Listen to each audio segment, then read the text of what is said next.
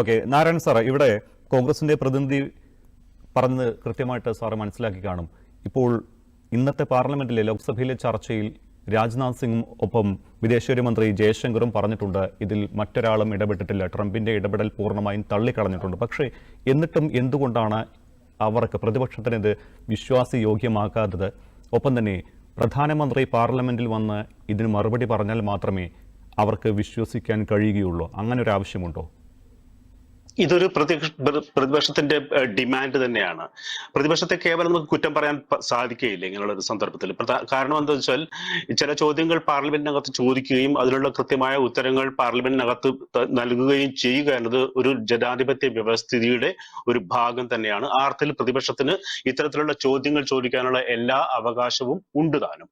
പക്ഷേ ഇവിടെ നേരത്തെ സൂചിപ്പിച്ച പോലെ ഈ ട്രംപിന്റെ കാര്യമെല്ലാം പറയുകയാണെങ്കിൽ നമുക്കത് അത്ര എല്ലാവർക്കും അറിയാവുന്ന കാര്യമാണ്. ട്രംപ് ഏത് അർത്ഥത്തിലാണ് ഈ യുദ്ധത്തെ ഏറ്റെടുത്തതും അതിനെ കൈകാര്യം ചെയ്തതും എല്ലാം. ട്രംപ് ഇടപെട്ടിട്ടുണ്ടായിരിക്കും ഇത്തരത്തിലുള്ള എല്ലാ സന്ദർഭങ്ങളിലും. ട്രാക്ക് ടു ഡിപ്ലോമസിയുടെ ഭാഗമായിട്ടെല്ലാം പല രാജ്യങ്ങളും ഇടപെട്ടിട്ടുണ്ട്. ഇന്ത്യ പാകിസ്ഥാൻ വിഷയത്തിൽ പലപ്പോഴും ട്രാക്ക് ടു ഡിപ്ലോമസിയുടെ ഭാഗമായിട്ട് അമേരിക്ക ഇടപെട്ടിട്ടുണ്ട് എന്നുള്ള ഒരു വസ്തുതയാണ്. പക്ഷെ ഈ പ്രത്യേക കോണ്ടെക്സ്റ്റിൽ ട്രംപ് ഇടപെട്ടിട്ടാണ് ഈ യുദ്ധം അവസാനിച്ചത് എന്ന് പറയുന്നുണ്ടെങ്കിൽ അത് ശുദ്ധ അസംബന്ധമായിട്ടാണ് നമുക്ക് കാണാൻ പറ്റുള്ളൂ. കാരണം ട്രംപ് ഇത് മുമ്പ് പറഞ്ഞിട്ടുണ്ട്, ഇനിയും പറഞ്ഞുകൊണ്ടിരിക്കും, ഇന്നും പറഞ്ഞിട്ടുണ്ട്. ഇപ്പം കംബോഡിയ തായ്ലാന്റ് വിഷയത്തിൽ അദ്ദേഹം പറഞ്ഞ അമേരിക്ക ഇടപെട്ടിട്ടാണ് അത് ഇപ്പം ശ്രമിച്ചുകൊണ്ടിരിക്കുന്നതാണ്. അപ്പം ട്രംപിന്റെ കാര്യം മാറ്റി നിർത്തി കഴിഞ്ഞാൽ തന്നെ ഈ യുദ്ധത്തിന്റെ ബാക്കി ഡീറ്റെയിൽസ്, ഫോർ എക്സാമ്പിൾ എത്ര എയർക്രാഫ്റ്റ് ഇന്ത്യക്ക് നഷ്ടമായിട്ടുണ്ടെന്നുള്ള ചില ചോദ്യങ്ങളെല്ലാം പാർലമെന്റിൽ വരികയാണെങ്കിൽ അതിനുള്ള ഉത്തരം പറയാനുള്ള ഒരു ബാധ്യത സർക്കാരിനുണ്ട് എന്നുള്ളതാണ് എന്റെ ഒരു അഭിപ്രായം. പക്ഷെ ഈ സ്പെസിഫിക് ഇൻസിഡന്റിലേക്ക് വരികയാണെങ്കിൽ എനിക്ക് പ്രധാനമായിട്ടുള്ള ഒരു പ്രശ്നം, നമുക്ക് ഈ 3 ഭീകരരെ പിടിച്ചു എങ്കിൽ പോലും ഇവരുടെ ഐഡന്റിറ്റി തെളിയിക്കുക എന്നുള്ളത് ഇന്ത്യയെ സംബന്ധിച്ചിടത്തോളം വലിയൊരു ചാലഞ്ചിങ് ആയിരിക്കും നമ്മളുടെ മുൻകാല ഒരു എക്സ്പീരിയൻസ് അനുസരിച്ച്. കാരണം ഇവര് പാകിസ്ഥാനി പൗരന്മാരാണെങ്കിൽ പോലും ഇവരുടെ കയ്യിൽ അത് പ്രൂവ് ചെയ്യാൻ പറ്റുന്ന രീതിയിലുള്ള കാര്യങ്ങളൊന്നും ഉണ്ടാവാനുള്ള സാധ്യതയില്ല. പിന്നെ ഒരു DNA ടെസ്റ്റിനുള്ള സാധ്യതയ്ക്ക് ഒരു റിലേറ്റീവ്സിന് കിട്ടാനുള്ള സാധ്യതയില്ല.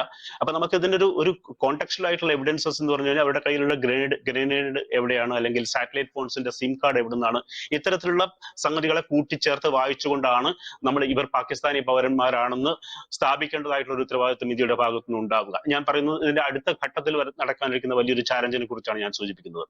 ഫോർ എക്സാമ്പിൾ, നമ്മുടെ മുംബൈയിൽ ആക്രമണത്തിന് ശേഷം ഈ കസാബിന്റെ കേസിലും നമുക്ക് എക്സ്പ്ലിസിറ്റ് ആയിട്ട് കസാബ് പാകിസ്ഥാനിയാണെന്ന് തെളിഞ്ഞിട്ട് പോലും കസാബിന്റെ മൃതദേഹത്തെ ഏറ്റെടുക്കാൻ പാകിസ്ഥാൻ തയ്യാറായിട്ടുണ്ടായിരുന്നില്ല. അപ്പം ഈ ഇത്തരത്തിലുള്ള പ്രശ്നങ്ങൾ ഈ സന്ദർഭത്തിലും വരും. അതുകൊണ്ട് തന്നെ ഈ ഹൈ വാല്യൂ ടാർഗറ്റ് ആയിട്ടുള്ള 3 ഭീകരവാദികളെ, വിദേശ ഭീകരവാദികളെ ഇന്ത്യൻ പട്ടാളം നിർവീര്യമാക്കി എന്ന് ഇന്ത്യൻ പട്ടാളം പറഞ്ഞു കഴിഞ്ഞാൽ അത് വിശ്വസിക്കുക എന്നുള്ളത് മാത്രമാണ് ഒരു ഇന്ത്യൻ പൗരൻ എന്നുള്ളതിലേക്ക് എനിക്കുള്ള ഒരു സാധ്യത. അതിനപ്പുറത്തേക്ക് അതിനെ ചോദ്യം ചെയ്ത് തന്നെ തെളിയിക്കാനുള്ള ഒരു സാധ്യത നമുക്ക് മുമ്പിൽ ഇല്ല എന്നുള്ളതാണ് ഒരു വസ്തുത. ഇനി ഇതിനകത്ത് ചേർത്ത് പറയേണ്ട 1-2 കാര്യങ്ങൾ കൂടി എന്താണെന്ന് വെച്ചാൽ, ഇന്നത്തെ ഈ ഓപ്പറേഷൻ സിന്ദൂറിന് ശേഷം ഇന്ത്യയുടെ ഒരു ഗ്രേഡിംഗ് മൊത്തം മാറിയിട്ടുണ്ട്.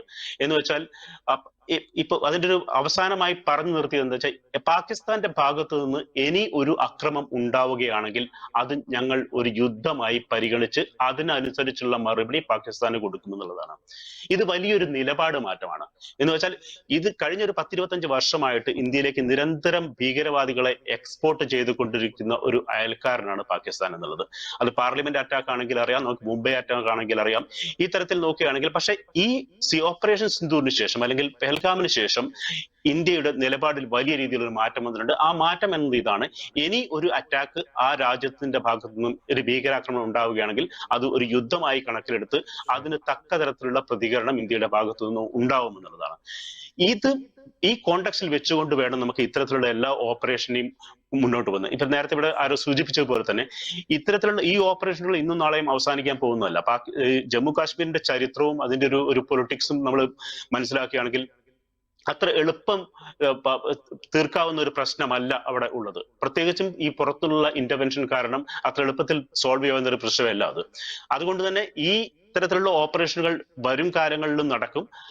അതിന് വ്യത്യസ്തമായിട്ടുള്ള കാരണങ്ങൾ ഉണ്ടാവാം. ഒരു പ്രധാന കാരണം എന്താണെന്ന് വെച്ചാൽ, ഇത്തരത്തിലുള്ള കാര്യങ്ങൾ ഇനി വരികയാണെങ്കിൽ അത് ഇന്ത്യ ഒരു യുദ്ധമായി പരിഗണിച്ച് പാകിസ്ഥാനകത്ത് കയറി, നേരത്തെ നമ്മൾ ചെയ്ത പോലെ 9 സ്ഥലത്താണ് ഇതിനു മുമ്പ് ചെയ്തിട്ടുണ്ടായിരുന്നത്, ഇതിൽ കൂടുതൽ സ്ഥലങ്ങളിൽ താവളങ്ങളെ ആക്രമിക്കാനുള്ള സാധ്യത ഇപ്പോഴും നിലനിൽക്കുന്നുണ്ട്.